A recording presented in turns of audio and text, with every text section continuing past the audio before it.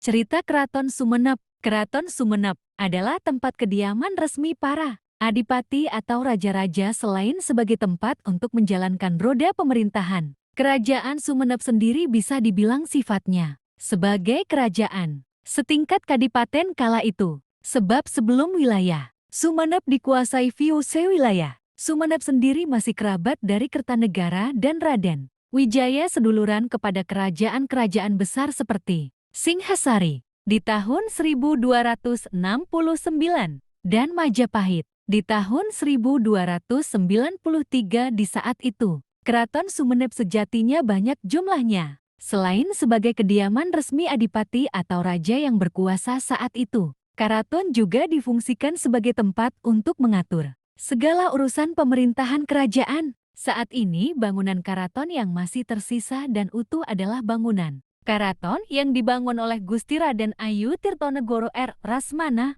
dan Kanjeng Tumenggung Aryo Tirtonegoro Bindarasa beserta keturunannya yakni Panembahan Somala, Asiruddin Pakunataningrat dan Sri Sultan Abdurrahman Pakunataningrat I Raden Aryo Notonegoro. Sedangkan untuk bangunan keraton-keraton milik adipati atau raja yang lainnya, seperti Keraton Pangeran Sadingpuri di Parsanga, Keraton Tumenggung Kanduruan, Keraton Pangeran Lor dan Pangeran Wetan di Karangduak hanya tinggal sisa puing bangunannya saja yakni hanya berupa pintu gerbang dan numpak pondasi bangunan keraton. Istilah penyebutan keraton apabila dikaitkan dengan sistem pemerintahan di Jawa saat itu merasa kurang tepat karena keraton Sumenep memiliki strata tingkatan yang sama dari bangunan keraton yang ada. Keraton Sumenep adalah bangunan kediaman kadipatian yang pola penataan bangunannya sederhana. Namun perlu dimaklumi bahwa penggunaan penyebutan istilah keraton sudah berlangsung sejak dulu kala oleh masyarakat Madura. Karena kondisi geografis, Sumenep yang berada di daerah mancanegara wilayah pesisir wetan,